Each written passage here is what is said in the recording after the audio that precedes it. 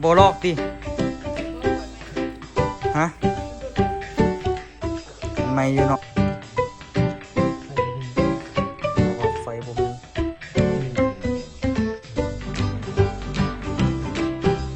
เอ้ยเอาต่อยวิดทางตัดเลย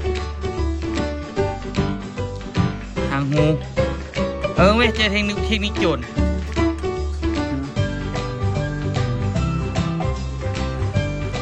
อันห้านน่ะนะไอ้จีนกับมีก็130,000ทุกคนสบายดีตอนสวยเด้อมื้อนี้นี่กะได้รับออเดอร์มา2ชุดเนาะทุกคนเนาะกะพยายามเฮ็ดไปเรื่อยๆเนาะทุกคนตัวตังก็ได้แต่ละเทื่อกะบ่ได้โอ้คันสิว่าแล้วกะปะไปโดนเลยตาเนาะแม่นบ่ปะไปบ่แม่นสิว่าสิเข้าครึ่งเดือนแล้ววะใกล้แล้วใกล้ยังใกล้แล้วครึ่งเดือนแล้วนะครึ่งเดือนแท้ก็นั่นนะได้เห็ดกับมีตัวกับมีได้เห็นนะเทตังเทหน้าโต๊ะไว้เนาะทุกคนหรือกระเทหน้าโต๊ะไว้2 อันแล้วก็เทตังไว้เนาะก็ถือว่าเรียบร้อยแล้วเดี๋ยวผมเลี้ยวก็สิได้ปีนหน้ามันแล้วก็สิได้โบกแล้วบัดนั้นเนาะไปเดี๋ยวเอาใส่เห็นก่อนก็ได้ไปสตาร์ทรถลงไปก่อนมันอันนั้นทุกคนเนาะอันน่ะปะไว้เดินละรถติดจักรบ่ได้น่ะมื้อนี้เฮาก็สิได้เทหน้าโต๊ะเพิ่มเทหน้าเด้หน้าหินขาวที่หน้าปลาอะไรดีโมมันใจก็ลืมละอันนี้น่าจะเป็นหน้าปลาหน้าหินพ่อไปเอาสุดก้อนไปเอากะโหลนี่เดี๋ยวเฮ็ดสุดนี้อีกสุดนึงตันเฮ็ดตัวนี้อีกสุดนึงได้อยู่มักหินนี่พออยู่ได้น่ะโต๊ะ1กับตัง1แต่สุดเดียวได้ล่ะเดี๋ยวไปแล้วไปเบิ่งอีกเพราะว่าเขาเจ้ารู้สึกว่าเขาเจ้าเอามาใหม่แล้วบ่รถกระติดป้าไว้ด่วนพวกทุกคนบ่ได้ติดจักรมันเนาะบ่ได้ไปใช้งานบ่ได้ติดจักรก็เลยแบบติดบ่ได้ทุกคนรถนี่แต่ว่าให้ต้นตาลบ้างให้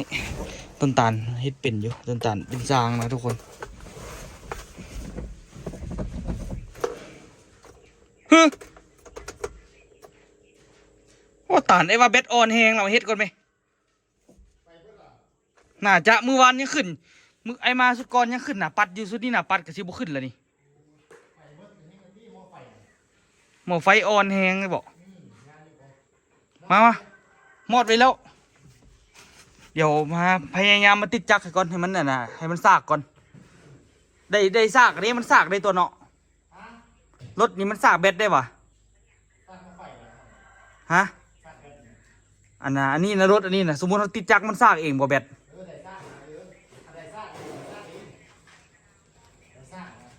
รถมันมีได้ซากตัว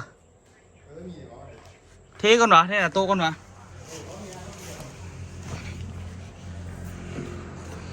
ตานเทน่ะโตก่อนสุดก่อนกับจักอีหยังต่ออีหยังเต็มปันเลยทุกคนก็เลยว่าบ่ได้เฮ็ดหยังจักเทื่อ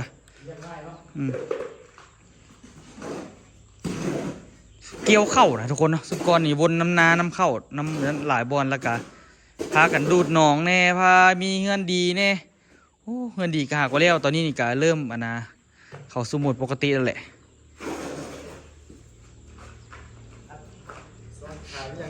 คันที่ว่ามันประมาณ8 คุพุ่นอันนี้8 คุ 9 คุพุ่นไอ้เฮ็ดสุดก่อนนี่เฮ็ดพอดีโพดล่ะ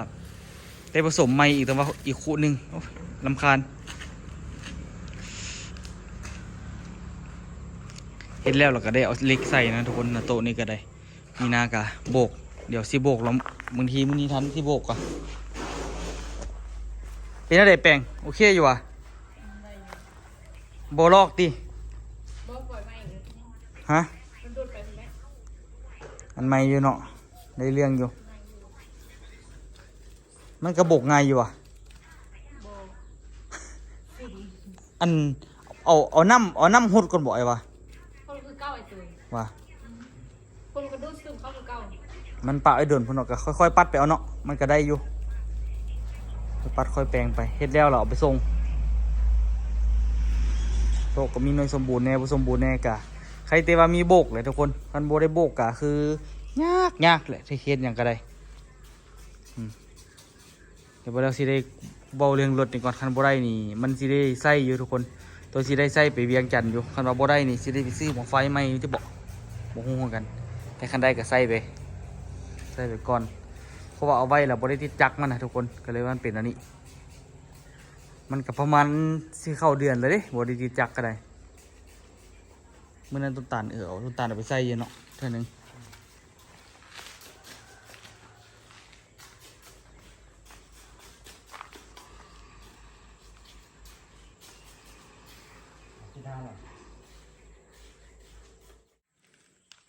เรียบร้อย3 หน้าแต่เขาจะสั่ง2 สุดนะทุกคนเนาะสั่งไป2 สุดแต่ว่าตอนนี้ก็พยายามเฮ็ดให้เขาอยู่แหละแต่ลืมอันน่ะถามอูว่าเขาจะสิเอาหน้าได้บ่ได้ถามเลยไปเบิ่งรถก่อนสีฟ้าหมดสีฟ้า2 สุดเลยเบิ่งอันนี้ก่อนไอ้มืดมันคันไฟบ่มีมันก็ติดจักได้วะเสียดายเมื่อวานนี้มันหุงอยู่แต่มื้อนี้มันอ่อนเลยธรรมดารถนี้ครับต้องปะ3-4 มื้อทำติดตัวนึงติดจักไว้นะปะไปโดนจะมันใส่แต่ว่าเคยติดตัวนี้มันก็เนาะดนดิคิดว่ามันบ่มีปัญหาแต่ธรรมดาก็ควรติดแท้แต่เฮาค่อยได้ใส่มันดิเบิ่งรถก็ไม่ตันมันยังบ่แข็งคือสิบอกไม่มันมีไฟได้ก็ได้มันอ่อนเด้อ่อนแหงละมันก็มีอยู่แต่มันอ่อนแหงละแต่มื้อวานนี้มันไฟหุงดีอยู่แต่มื้อนี้นี่ไฟอ่อนจนสิบ่เห็นหยังไฟบ่ดีแล้วก็มีบ่คันหม้อไฟบ่ดีนี่ก็ติดได้อยู่แต่มันก็บ่ดนเหมือนหม้อว่าถ้าไฟแม่หม้อไฟบ่ดีนี่เฮาไปการทางเวลาจอดซื้อเครื่องหรือยังอันตรายเนาะเท่าไหร่ว่าหม้อไฟอันนั้นเดียวก็หม้อไฟรถวิโก้อย่างเลยว่ะ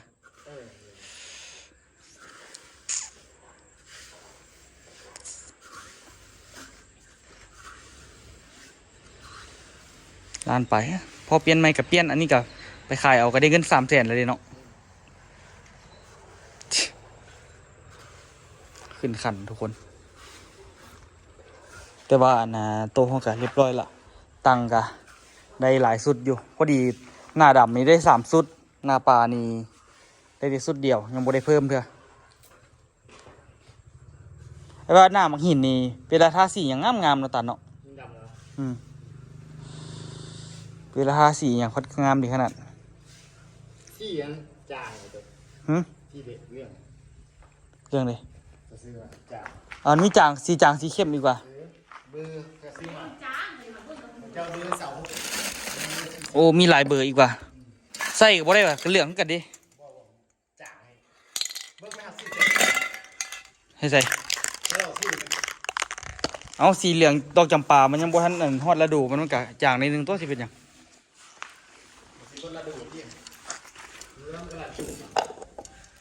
คำว่าหน้ามันนั่นทุกอันมันคือกันมันก็ได้ไอ้ตี้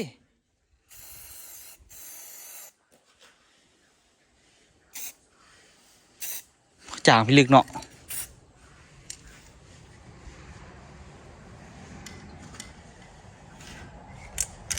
มันคนละเบอร์กันนั่นบ่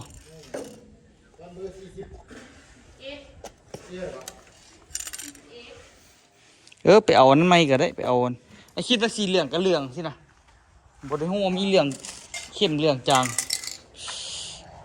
ไปซื้อไม่ก็ได้อันนี้เบอร์ซี่เขาเดี๋ยวลอกละคือ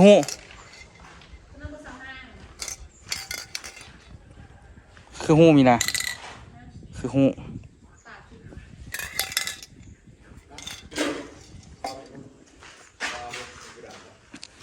ฮะทดสอบรูปสร้างตาลมันสิกระแจ้งบ่เสื้อรถน่ะฮะรถเสียงได้แฮดเสียงรถนะแฮดเป็นไฟหัวเหี่ยงเลยว่าเขาไม่เอาเถอะมือนะแฮดดิเอามันต้องแปลงเบื้องนั้นตัว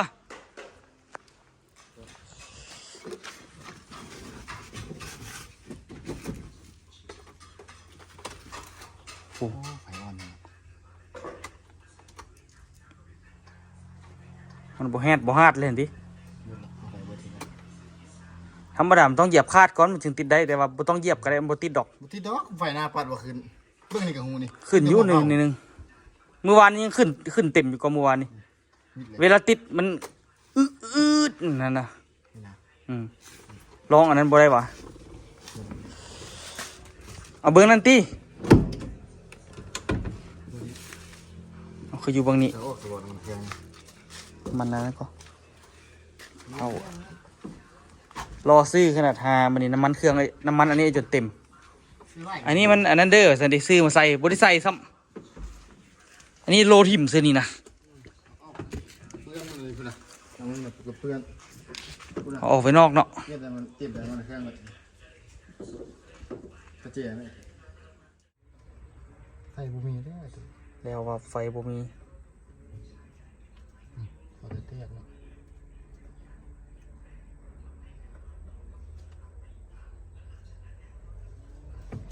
ไฟอะไร เปลี่ยนมาไฟเหรอ ไฟมันไปสร้างเพื่อนไหมไปสร้างเพื่อนอะไรนะปวดออกไปสร้าง มันบุดีแหละก็สิซากมันยังเปลี่ยนใหม่ตัว คือสร้างเบิ้งไอ้มันโดนเราไปติดจัก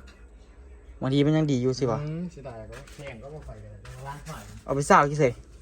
ยึดดอกห้าใจรถเข้า ห้านพวกคำแพงกับมีปะ บ้านอะไรดี เขาสิฮู้เดี๋ยวมันเสื่อมคุณภาพวะเนาะ มืดโน้ไฟมืด อันนี้เขาก็ใส่กระแจก็ติดตันเฮ็ดจังไดนี่ กระเจี๊ยบบุยเลย บ่ฮู้กันเขาเอากระแจไว้ใส่หู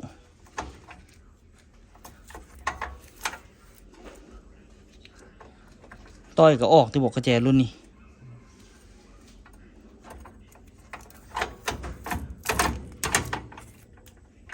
โอ้เขาเจ้าเอาหำยันเป็นขี้เมี่ยงสิติ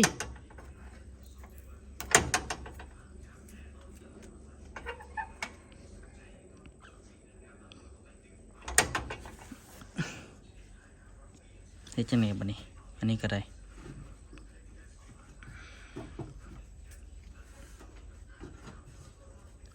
ยันหม้อไฟนี้อ่อนสอกกระแจก่อนโทรหาเจ้าของเก่าก่อนได้ยัง ตัวเล็กอ่ะติดขึ้นไงพอต่อเอาเลย ต้อยเล็กเกินเนาะสลัดว่ะอันเจ้าของเก่าเขาบ่เอาอันนั้นให้นะเดี๋ยวนี้นะบ่เอากระแจให้แนะนำที่จริงตัวนี้ก็ควรใส่กระแจได้จริงดีซื้อกระแจ2 หน่วยน่าจะเอาตัวใดเนาะ ซื้อเส้นเหนียวไอ้พี่เด็ดเอาใส่มันกระเจี๊ยบ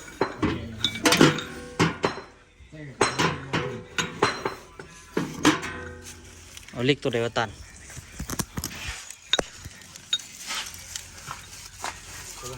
เอาตัวนี้วะตัวนี้สิแบ่งตัว นี่ขอต่อตัวนี้ไปส่งแล้วก็เรียกเนาะมีวะ ขอต่อซันก่อน มาได้ใส่วะนี่ ขอต่อซัน เขาซื้อมาบอกว่า นี่โอ้มีส่งกันนี่พักก่อน อันนี้เขาไปหั่นอันนั้นตีนบอกหั่นล่อมันบอก อันนี้มีขอต่อซันอันนี้ขอต่อ อันนี้เด้ ขอต่อซันตัวนี้เลยไปทางกระดาษไปส่งแล้ว อันเท่าไหร่วะนี่ ก็เพียงเท่าไหร่ตัวดีแล้วอันนี้บอดี้ดำ มานำรถตีอันนี้ บอกเราซื้อเสื้อเขาซื้อที่รถ เขาไปหั่นยังวะ เอาไปส่งเราเลยตรงนี้บอกสาวซอง บอกเขาไปส่งเราไปแล้ว มีแต่ตัวนี้ เดี๋ยวเราไปส่งเราเลย ชื่ออยู่ล่ะ โอ้ยตัวนี้เราจะหักซื้อมาไว้นะซื้อนี้มาไว้เขาต่อ ตัวนี้มันซุปกับตัวนี้ตีนบอก บอกเกี่ยวนะ อันนี้เขาเอาใส่เสร็จ ฮะ เอาใส่กับตัวใดนี่ โอ้บอกเกี่ยวมันเป็นเขาต่อสั้นเห่าคันน็อตแน่ทางบนถึงของเขาเอาไป ว่าข้อหมายเขาเอาไปซุปใส่ตัวใดมันจึงหั่นได้ฮะจังวะ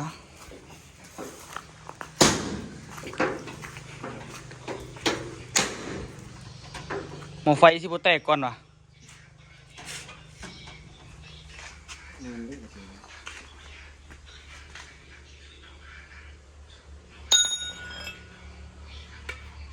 เดี๋ยวมันต่อกับตัวนี้นี่มันบอก ข้างเดียว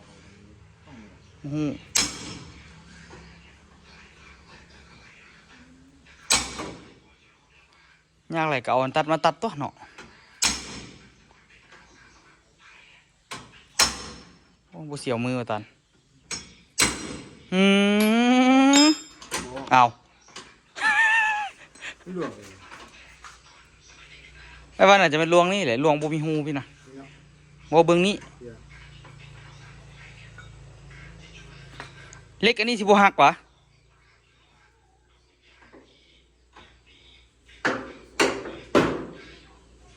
ออกซะออกซะ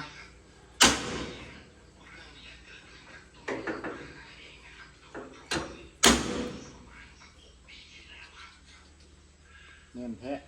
ฟ้าถ่ายติดต่อเราก่อนบางทีเรามีกระแจอยู่นี่ เรื่องกับโลกเลยมึงเนี่ย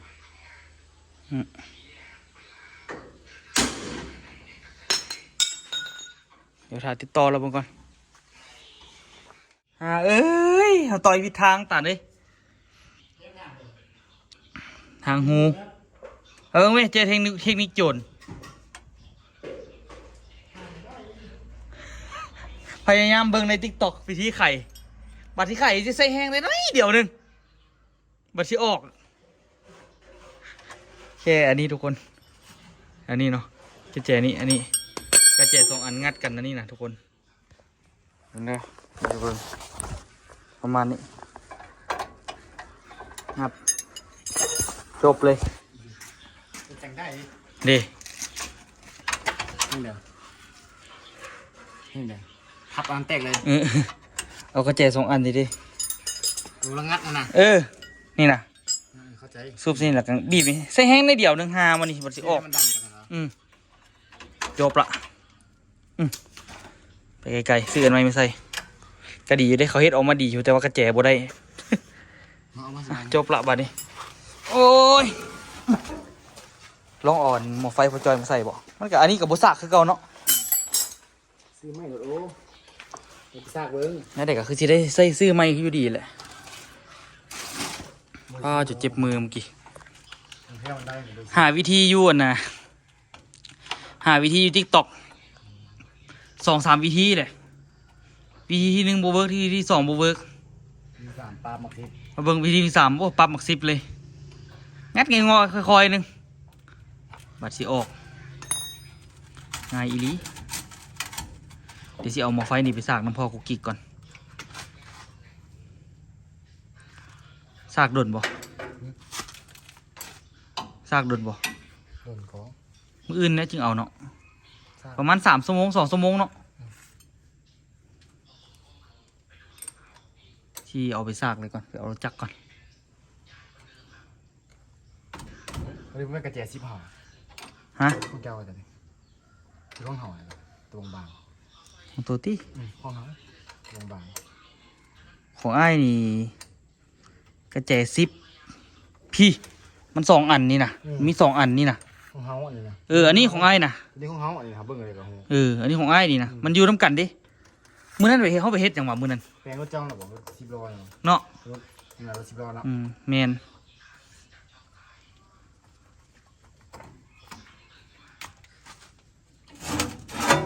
โอเคจบมีอยู่อ่ะ ไฟ ฮะน้ำมันดีอยู่บ่ มีไฟ ฮะเบิ่งนี่เลยมันอยู่มี มันขึ้นแดงขึ้นสีแดงมีสีแดงสีฟ้า เสียว่าสีแดงสีฟ้า มันขึ้นแล้วเนี่ยมันตึบ โอ้ธรรมดามันออกสีวะ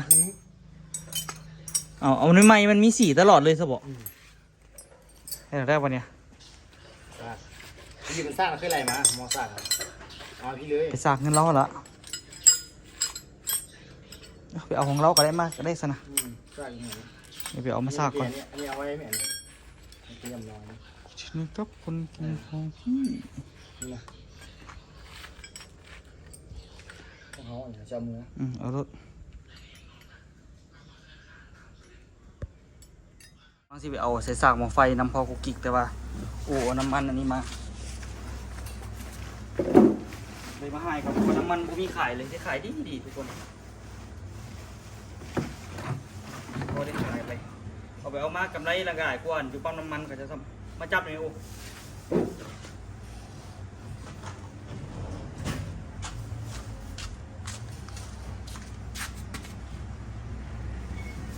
บ่ต้องเนียงมาจับขึ้นเส้น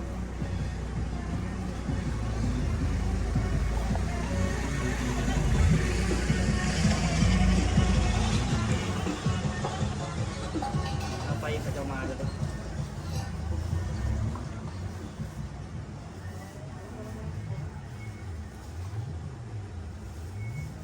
โอ้ดี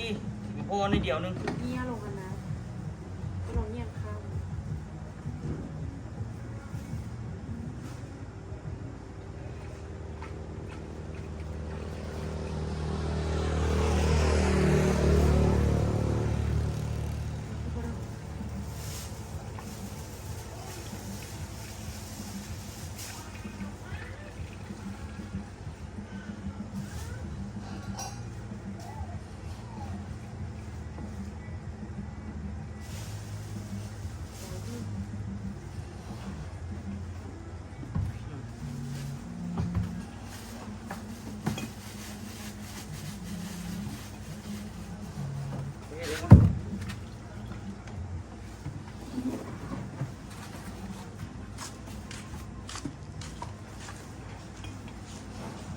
โอ้รถขายน้ำก็ได้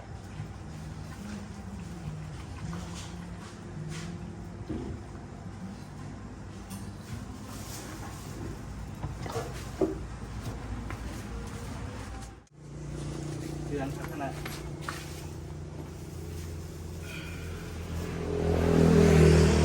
ขายรถจะเจ็บมือ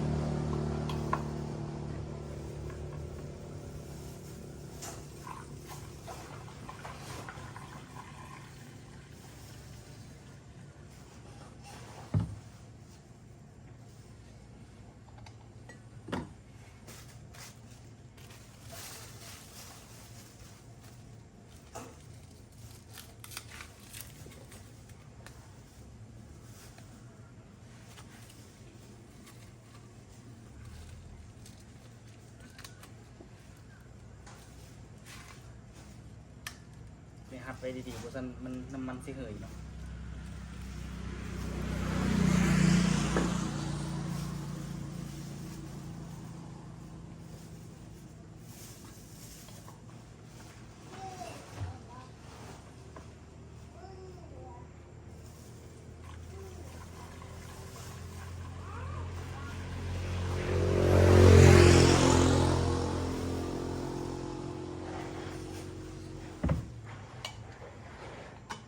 เด้อไปเด้อจับมาเจ๊ไหมค่ะเจ๊ก็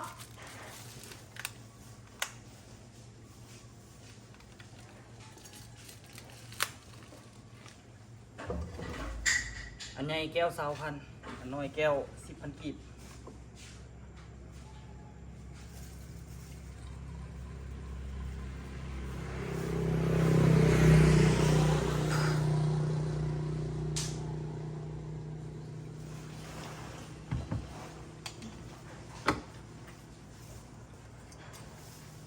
ได้ขายดีเพราะว่าอยู่ที่มันไก่จากปั๊มเนาะมันไก่จากปั๊มคนแบบว่าไก่ไปไกลมากเขาก็น้ำมันบ่ฮอดเขาก็เอามาเติมอยู่นี่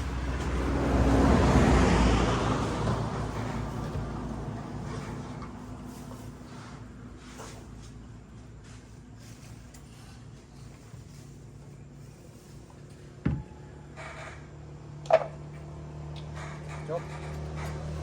เดี๋ยวไปเอาทางไฟก่อนทางไฟรถไหนเพราะว่าบ่ฮู้มันสิได้บ่คันบ่ได้นี่ก็สิได้เปลี่ยนเลยเพราะว่ามันน่ะนะบ่อยากมีปัญหาบัดไปป้าไปกูมามันสิใช้บ่ได้เนาะได้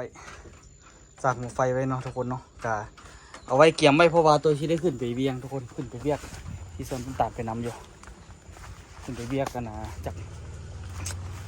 2 มื้อเนาะสิไปเอารถทุนใดขึ้นไปเอาเครื่องเนาะทุกคนเฮ็ดรถเฮ็ดร้อยนี่ก็เลยพากันมาเฮ็ดไปเลยเดี๋ยวยืมบ่มีไซเอาควันยังไงตันอ๋อควันเขาอันเป๊ะวะใกล้สิเรียบร้อยละ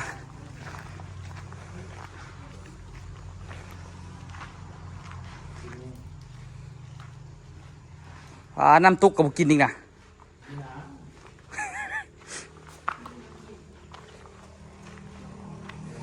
เดี๋ยวไปเอาตู้ให้เขากัน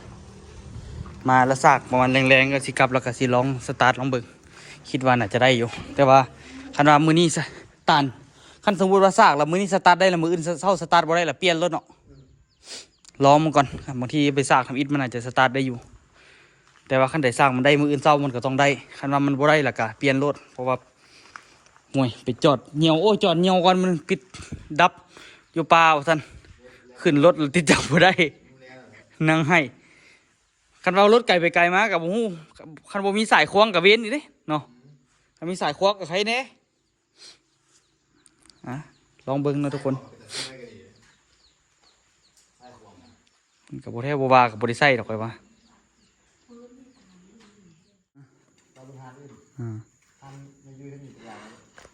อันห้านน่ะนะไอ้จีนถึงก็มีก็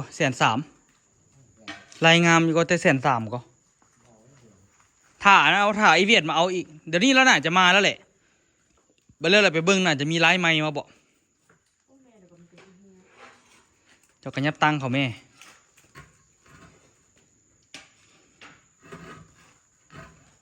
ได้แล้วบ่เฮียดอก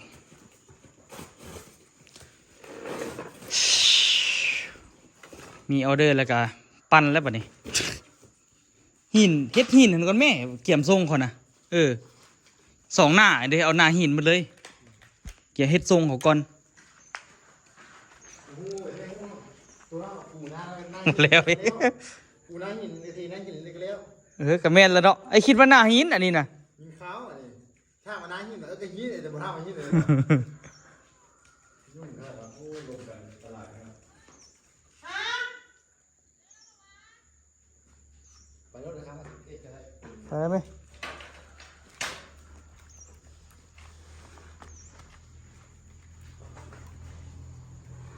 มันมีอันตัวหนึ่งอันนั้นน่ะอันดอกจำปาขี้ไล่ตัวมันรุดน่ะฮะตัวใด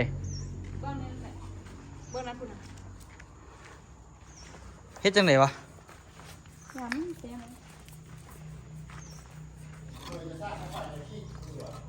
ฮะขี้จังไดเอามันกระดังอืดละดิ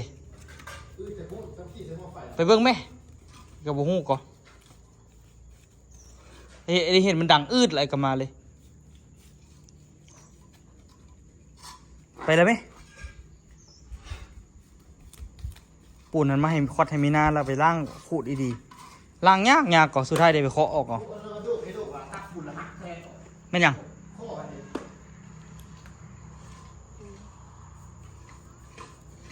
ผ่อนคู่นี่วะ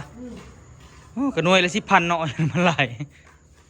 ใช้งานใช้ไปใช้มาแล้วก็ได้เปลี่ยนใหม่แหละตัวน่ะเจหันได้อัดปุ้นบ่มีนะไปแล้วได้โบกม่วงโอ้โต้ได้ใส่เสื้อแขนยาวอีกมึงบอกว่าโต้มันห้องหันสั่งมันเลยมึงว่าโต้ห้องแมวนะมาทุกคนคุณน่ะ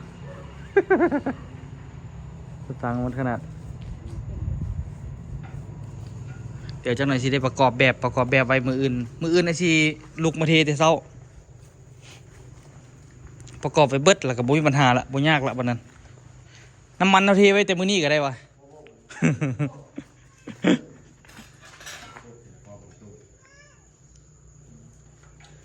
ง่ายอยู่เนาะเมียนเก่าเนาะเสียแผนเมื่อต้นตาลนะอันปูจนแล้วละยังไม่เฮ็ดใหม่โบกเข้ามาแล้วเป็นตาเบิ้งก็ตอนโบกขันเบิ้งกับโบได้ตั้งนี่ก็ได้กระป้านมันต้องเหมือนกันป้านมีหน้าโต๊ะหน้าตั้งเราไปปูตัวมันก่อนกับปูตัวมันมีหน้าโต๊ะนี่พวกก่อนตัวมันมีหน้าตั้งนี่พวกก่อนซ่าเข้าไปอย่างเขาว่าเสียโต๊ะน้ำนี่นะเขาน้ำนี่บดยังเอาอะไรมาปูอยู่บ้านแล้วเนาะคนเฮาตัวบ่มีหน้าตั้งกันยังปูมันปึ๊บนั่น